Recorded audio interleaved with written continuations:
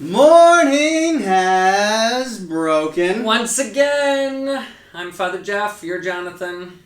Consecrated.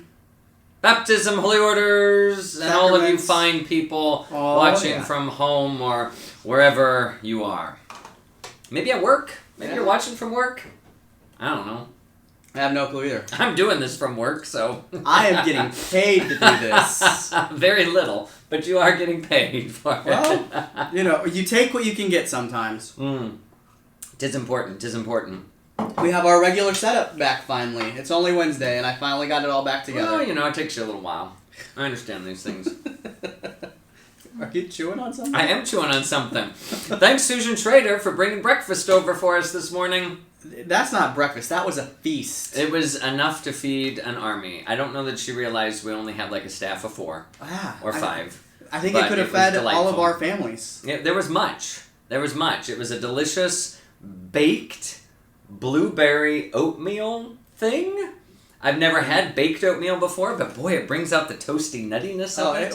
It was good. It's like an unsweetened crisper cobbler thingy. Yeah, and it wasn't too sweet. No, the only sweetness was a slight from the blueberries. Or if you put some of the fresh pineapple next to it. Oh, see, I don't like pineapple with warm stuff. I can't do it. If you did, it was tasty. I had the pineapple afterwards, and that was delightful. And then the delicious scones that went on the side. I mean, come on. I haven't had a scone yet, but... I've had 2. I have had 2. So that was delightful and delicious. So thanks, Susan, for bringing that over and dropping it off. It was a nice way to kind of be here in the middle of the week. I'm already exhausted. Halfway. That's what happens when you go retreating for... No, it's what happens when you've done nothing for 2 months, and then all of a sudden things start up again. We've done things. We have done things, but it's interesting how more and more... I don't know if it's just... I don't know what it is, but there's just more stuff. There is. There's more stuff. Like, the time is more regimented. I don't know what it is. Maybe it is. It just seems like I'm not... Like, I go home in the evenings, I'm like, good Lord... I did not get half of the things done that needed to be done today. So now I'm 105% behind where I was supposed to be. It happens. Well, we'll get there. Susan just answered, so... Oh, thank you. You're welcome. It was phenomenal. Yeah, delicious. And I will be having a scone when we get out of here, so...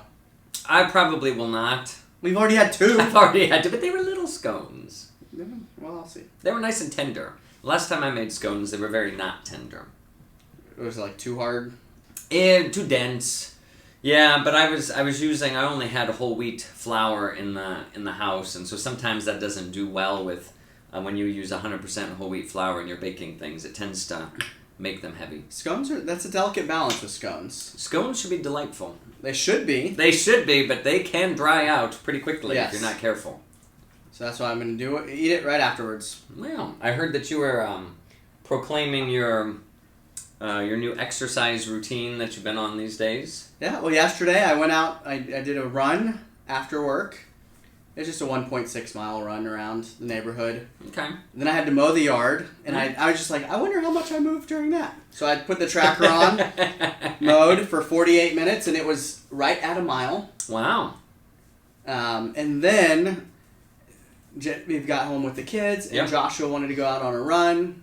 Really? And JJ said, because he's been wanting to do it, and so we went out on a run this weekend for the first time, and then we did it twice. We've done it one time since then, and then... Wow. So I was like, well, I just ran and I just mowed, and I'm hot and sweaty, but I was like, okay, well, let's do dinner. So we ate dinner, and JJ wanted to go, but he's a little bit younger, so he got to take a scooter, and the 3 of us, the Sanch Squad boys, we went out on the run, and... It was fun. Man, it's really nice to be able to include them. Because, so many times with working out or doing other things, you can't really do, I'm a beach body guy like you. Family workouts. You can't really tap into Shaun T when kids are trying to hang on you and do other things. And so... Yeah. But the run, I have to go a little bit slower, but it's still good, and it's good bonding time. Nice. The boys just talk away and...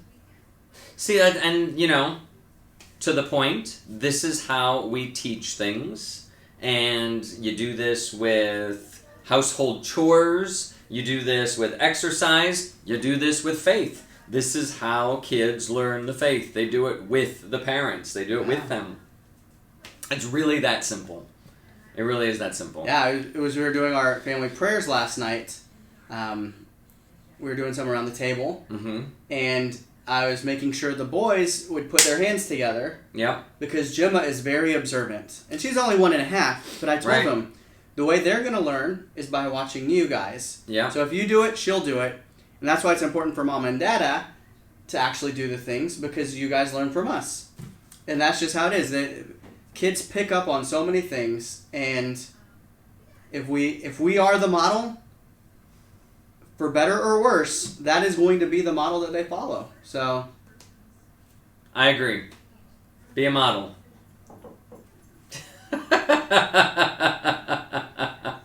You're a model for something, Jonathan. Hopefully something good. I'll just leave it. I'll leave it at that. Oh, so I wanted to, before we got back into our Dies Domini, we'll get there. I had a good email question yesterday from one of our audience who wanted to ask about, okay, yesterday we were talking quite a bit about the importance of attending Sunday Mass and that obligation, and how even in times when it's difficult or dangerous, that's a thing that we do. And so there was the question, like, when do I know that I'm ready to come back to Sunday Mass in this time of pandemic and concern and whatnot? Yeah, that actually similar question has been floated around in different... I think people are talking about it, thinking about it, whatever. And so I wrote my bulletin article on it this weekend that will be coming up for Sunday. So when we email that out, everyone will get more reflection upon that. But I do think that that's a good question, because I think it's not something that's easily answered. I think that there's an objective sense that we have to remember that Mass and reception of the sacraments are essential to our spiritual life and for eternal life. I mean, that's got to be the starting point. Right. That's the objective reality. Then there's the subjective reality, where we ask, am I able to go to Mass? Or is there something that legitimately prevents me from fulfilling that obligation? We'll talk a little bit about that today as we look at Dies Domini. But that's a question that only the individual can answer.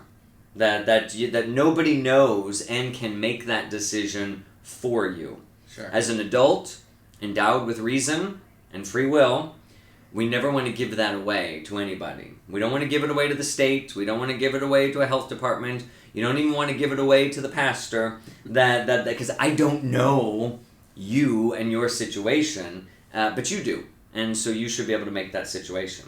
So the 3 bullet points that I basically, here are the things to ask yourself. Number 1, first of all, Mass and the sacraments, essential. Need them for eternal life. So that's got to always be kept in our head. So that there should be the desire and the leaning always towards returning.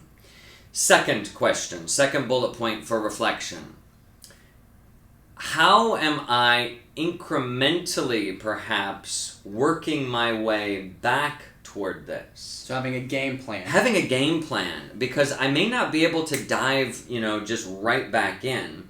So maybe what's the game plan? So I list a few suggestions. Maybe I come up to the church for a holy hour or a holy half hour when the church is empty and I can just be there by myself. But it gets me back in the space, it gets me comfortable again in the atmosphere, whatever, in a relatively safe environment. Yep.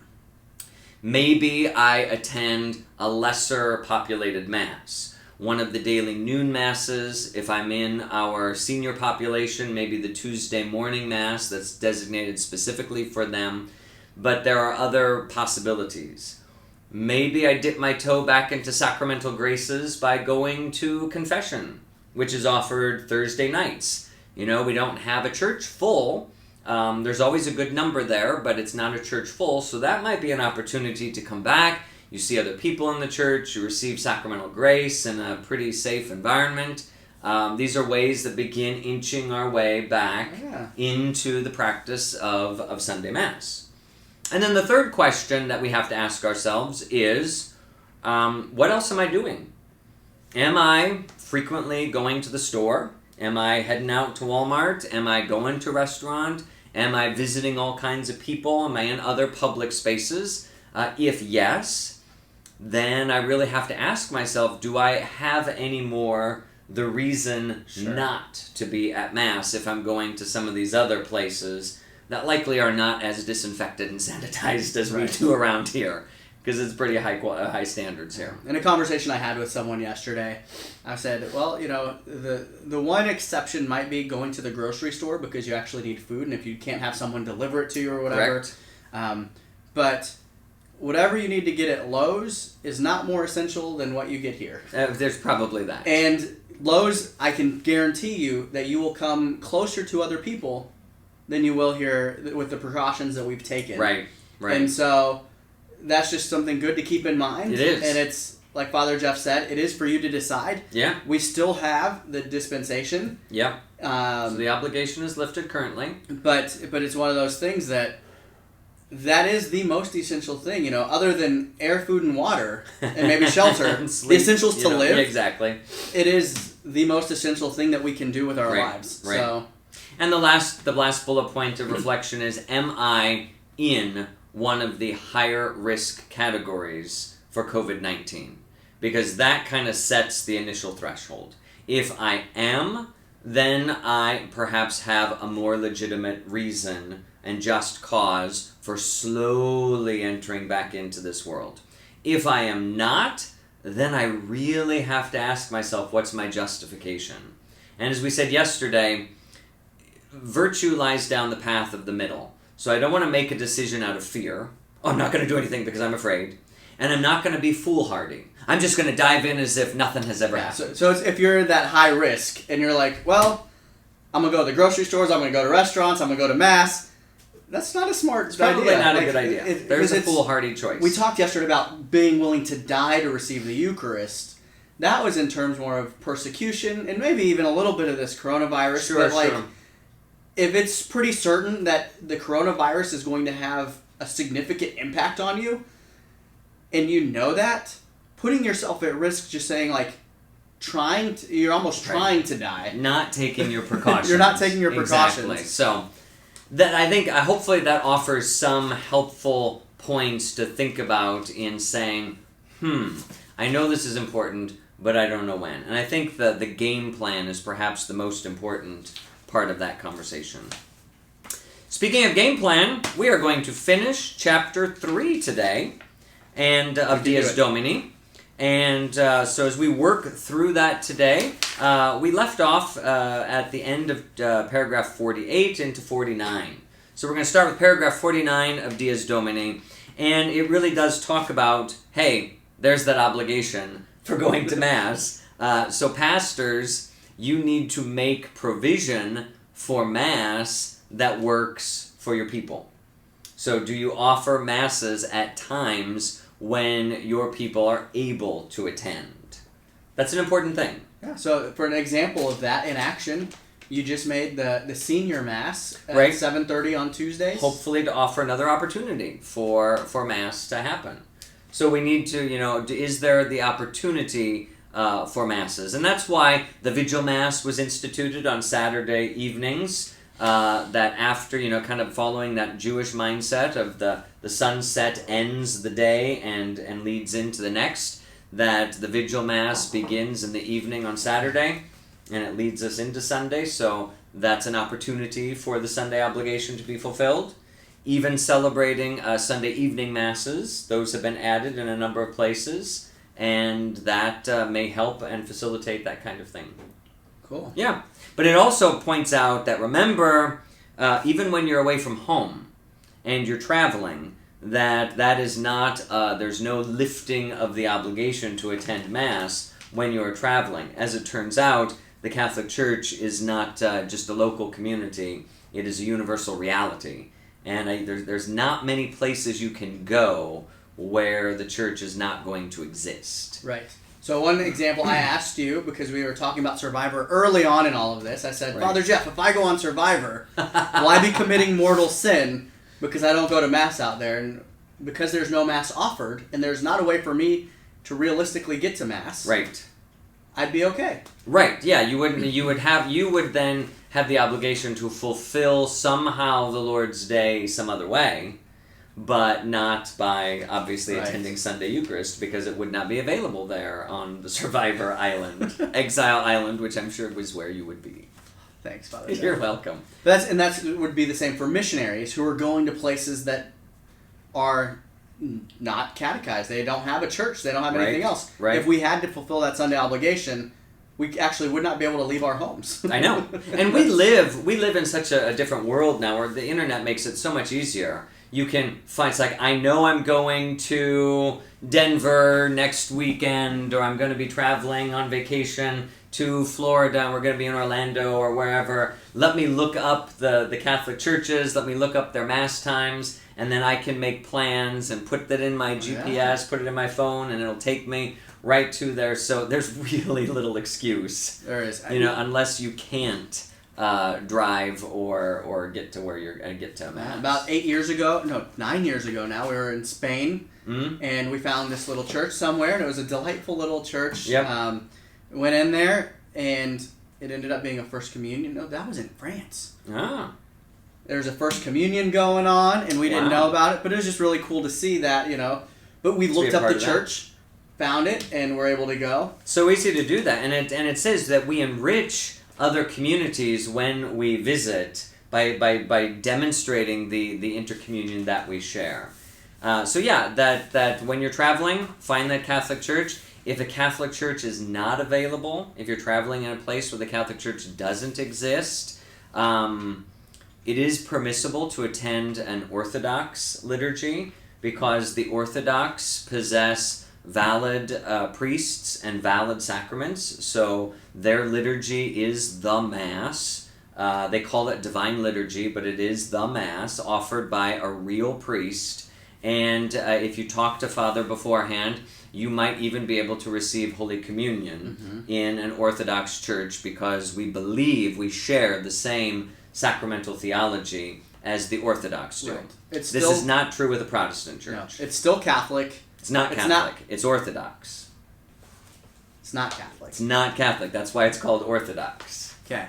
I thought it was maybe not Roman Catholic. No, you're thinking Eastern Catholic churches. Eastern. I'm thinking Eastern. if there's Orthodox. no Catholic churches, Roman or Eastern, the Orthodox churches share in the priesthood, share in the sacraments, and you can. So it's like Greek Orthodox? Or anything Orthodox. If it's got the word Orthodox I'm just making sure, clarifying for... If it's got the word Orthodox in it, it's not Catholic, but it is valid. Got it. Yeah, that makes sense. We're divided, but not nearly as divided as Catholics and Protestants are divided. No Orthodox guy came and posted a letter on a door. No, they just mutually excommunicated each other. It was, it was a bigger You're deal. not a part of our church The anymore. Great Schism of 1054, but, we'll save that for a history lesson. Let's move on to paragraph 50. Music, song, and it highlights joy. That Joyful the reason celebration. that Mass should be a joyful celebration, and that it should be prepared with special care, and that music that music should be primary in the arts of the Mass, that we really should focus on that. And when you read the liturgical documents, then it's interesting, because I think most of us, most people who experience Mass, would think that the primacy of the church's music is centered on the hymns and the songs that we sing. That is actually the least important part of music at Mass. The most important music at Mass is the sung dialogues and prayers between the priests and the people. So the Mass is intended to be sung, not to have singing at Mass. Right. So in Eastern churches, some of them, they either chant or sing the whole Mass. Yes, and the Roman liturgy is set up that you could do that. And that's, so it would begin all the way at the beginning, in the name of the Father, the Son, and the Holy, the Lord be with you. My brothers and sisters, let us call to mind our... You know, and I've been to some masses that are a little bit more like that. Yeah, where it's more important to chant to sing the most important things of Mass, and to speak the lesser important things at Mass. But in any case, music should be well thought, well prepared, well involved. And that means that the text is worthy. Like, what does the music actually say? And that the melody is worthy. That it is true art and not just something hokey. And something that I can snap my fingers to or whatever. It's like, oh yeah, that sounds, that's kind of groovy. Or, it's like, well, that's kind of hokey. There should be a worthiness, a gravity, if you will, to those things. Yeah. Later on, next week, we talk about what true joy means, and that, again, it's rooted less in a feeling, an emotional experience, and more in an intellectual experience. Okay, 51. Celebration involving all. How do you get involved in the Mass, Jonathan, other than live streaming it behind a camera? Well, that's one way. But just, trying to be present, like mentally, and physically, obviously. Physically, but just paying attention to what is happening, learning about what's happening. But then there's also the responses that we are called to sing when it's time to sing. We're called to respond when you say, "The Lord be with you." Crickets. No, with your spirit. Yep. Even in the standing and the kneeling and the sitting and doing all of those things, all those gestures, we are participating. We are an integral part of that Mass. The biggest part of one of the things that the Second Vatican Council highlighted was the encouragement of people to be full and active participation in the Mass. And so if you are in full and active participation, what does that mean? It doesn't mean that you're running around doing a lot of things at Mass. Like, to be fully and actively participating, I need to be in the choir, or I need to be a lector, or I need to be an usher, or I need to be all of these things. I would love to see someone try to do all. I would hate to see it, but it would be entertaining and outside of the context of the Mass to see someone try to do all those. It would be very difficult. It's impossible to do it all at the same time. That's not what full and active participation means. Full and active participation means, am I present and doing what I should be doing at this Mass? And so the document that John Paul writes here is that there are two ways to do this. That we essentially, each one of us, exercise our priesthood. Whether it's the baptismal priesthood or the ordained priesthood. And this was my homily this Sunday. My homily was paragraph 51, apparently. It must have been subconscious in my head that this was the thing.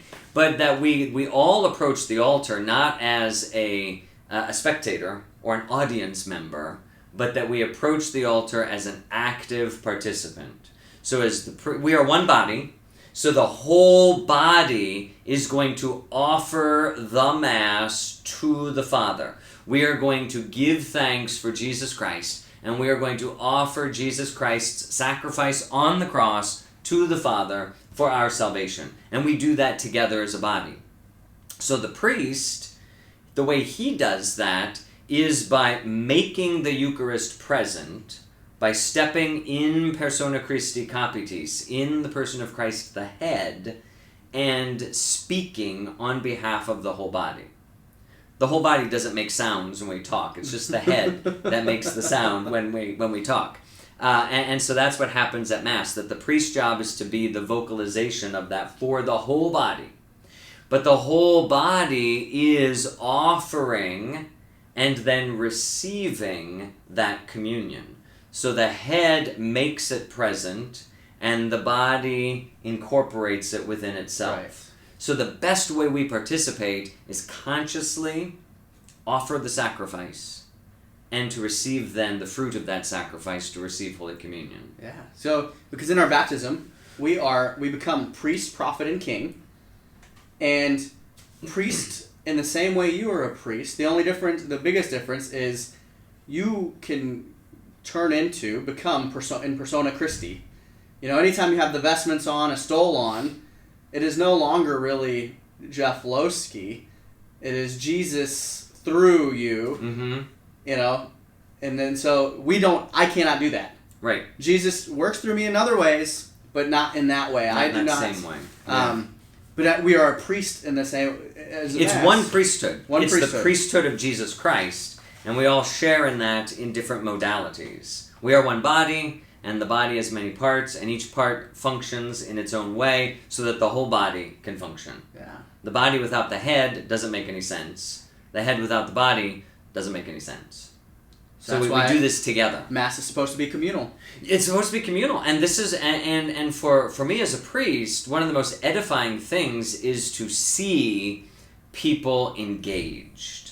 You know, there's nothing worse in that sense than when somebody is there and they're reading the bulletin, or they're even praying their rosary, or they're doing their own prayer book, or they're surfing their phone. I don't know what. Thankfully I don't see that too much. But to not be engaged in the Mass and doing something else. And some of it may be good things. Praying the rosary is a good thing. That's not the Mass. And it's a lesser thing than the Mass. Right. And people used to do that prior to the Second Vatican Council because they didn't understand anything. And it was, priest was doing his thing up there. We're just going to hang out here until communion comes our way. So we're going to... There's actually like a wall that they could not participate. I'm going to read my book. I'm going to pray my rosary. But in the revision of the sacred liturgy, the goal was to draw the participation of the people into that so that we weren't doing two separate things, but that we're all doing the same thing together. And so that's the goal, to invest ourselves in those things. I'm guessing that was one of the hardest parts of this whole transition. Quarantine. Well, no, quarantine. Oh. Is yeah. You're used to celebrating Mass with a congregation. It's very hard to celebrate to a camera.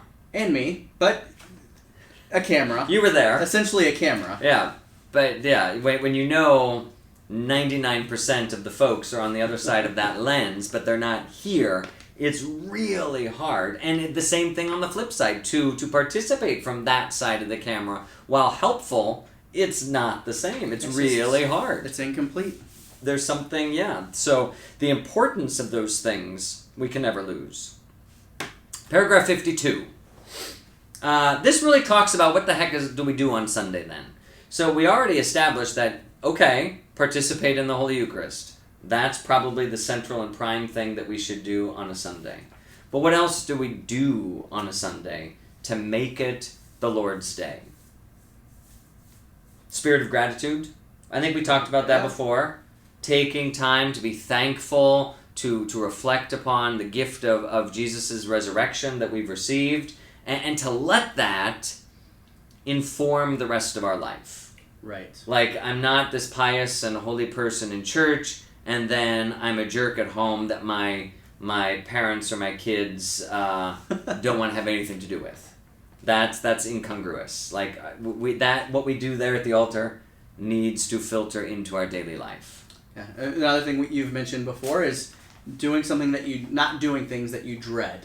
Not doing things that you dread. Keep the joy alive. Don't go doing those things that you dread.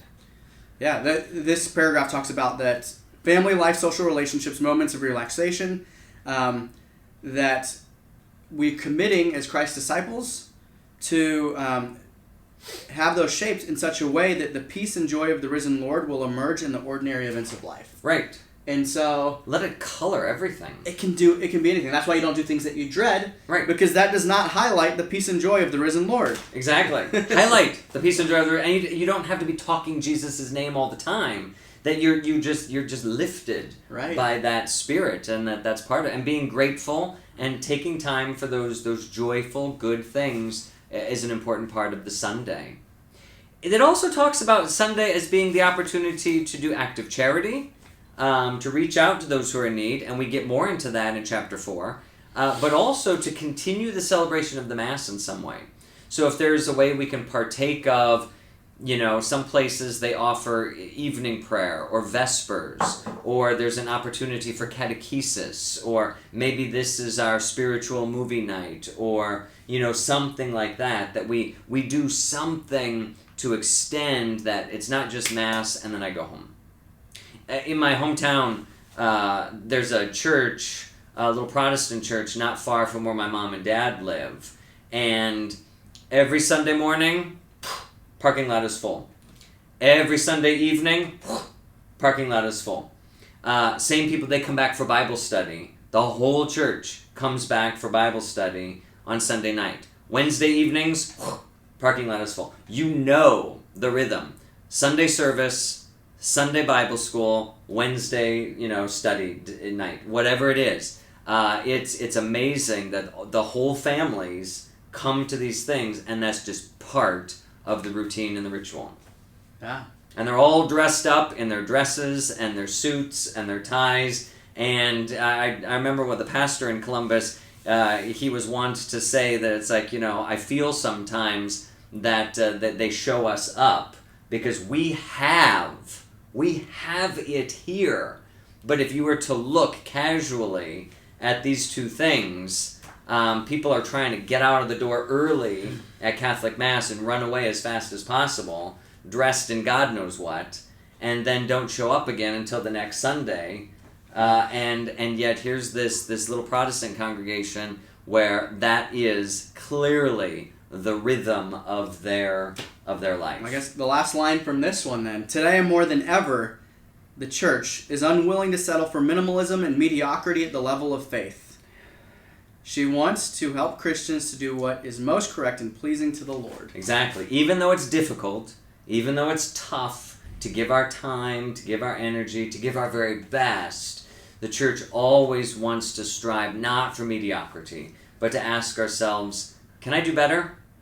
Can I do better? It's not about looking for what's the least I have to do. Right. Even if having that mindset is, okay, I at least have to do this. That is check mark. That's the checkbox. You're not doing it for yourself, for God. You're doing if I come late or if I leave early, what's the latest I can get? What's the earliest I can leave? What's the bare minimum I need to wear? Or, it's just like, okay, please. Right. It should never be about fulfilling the obligation. Because once it becomes about fulfilling the obligation, you're not really giving. It's not relationship. It's not an open gift. It's not a free gift. If Genevieve came to Jonathan and said, well, okay, I think I've really done my job with you today, so I'm going to go now and kind of be away. Or, I suppose I haven't said I love you today, Jonathan, so I love you. Or, I don't think I gave you a hug or a kiss today, so here it is. Are you satisfied? It's like, okay, that wasn't real. All right, next chapter. We're closing in. Paragraph, rather. Sunday assemblies without a priest. So I just want to touch on this a little bit. 53, we do recognize that there are places where it's not possible to have a priest available for Sunday Mass, and yet the church encourages the faithful to gather so that the body can come together even if the head is not present, that there is value in that and prayer can happen. If there is Eucharist reserved in the tabernacle, it can be distributed so that there is a sharing in communion, but there is still something left incomplete. And so when a priest is available to these communities that don't have the opportunity for Sunday Mass, they really need to dive into that fully. Sure. And that's an important part. And then, of course, the flip side, which is kind of where we find ourselves today, and it's the last paragraph for this chapter, the use of television, radio, live streaming, etc. So the faithful, who because of sickness, disability, or other serious cause are prevented from taking part, should do the best they can to unite themselves to the Sunday Mass from afar. Television and radio and the internet helps to make that possible. Mm-hmm. But as we're reminded, this kind of broadcast does not fulfill the Sunday obligation because we're not present there where we're able to offer and receive the sacrifice that is happening. There's physical distance, and so that doesn't fulfill the obligation. But if it's the best we can do, then as it rightly says here, this is precious and produces rich fruits for the community. So even if I'm away, the Mass that is being celebrated has a ripple effect that affects everyone. It's still a really good thing. Oh, yeah. But compared to actually being present at Mass and being able to receive the Eucharist at Mass, it is nothing in comparison. It's not a substitute. It's the best, but if it's the best you can do, then it's what we do. And that is all that can be expected, and graces will flow from that. And when the Mass is offered, so even when there is nobody that attends Mass, the fact that the priest still celebrates that Mass, even in an empty church, there is power that radiates from that altar throughout the world. How could there not? God becomes present. And affects our salvation. Yeah. And that has real effect. So this is the importance, the highlight of that, the day of the Lord, and everything that happens and goes into that. Right. So Fran mentioned, is not able to attend. And so, watching online, doing those little things, Absolutely, is still a million times better than if they didn't do anything at all. Oh yeah, to participate as best we can. Like what, again, without the minimalism, what is the most I can do? Well, if I can't get there physically, then I'm going to watch it live. And if for whatever reason my internet goes out or whatever and I can't watch it live, well then what's the next best thing I can do? I'm going to watch it recorded. Right. And if I can't find it or see a recorded version of it, what's the next best thing I can do? I'm going to sit with the scriptures and read and meditate on them. And if I don't have a Bible and I can't do that, then what's the next best thing I can do? I'm going to pray the rosary and unite my heart to everyone who is... you just keep asking yourself, what's the next best thing I can do if I can't do the best And that thing? should be our, instead of saying, what's the least I can do? What's the most I can do? Exactly. And God is so generous. He's so good. So if all you can do, because you don't have a Bible available, you don't have anything available, even a rosary, you have 10 fingers, so you always have a rosary available, but even if you're just like, I don't have anything, I'm just going to sit in prayer. Yeah, if that's the best. God is so generous, and He knows our hearts, and knows that if you give everything that you can, He is going to reward you tenfold. Remember the widow's mite. She only put in her 2 coins, but that was all she had. She gave the best, and the Lord looked with great favor upon her. She gave more than anyone else. Amen. So there's 2 cents for the day. And we will see you tomorrow to enter into chapter 4 of Dies Domini.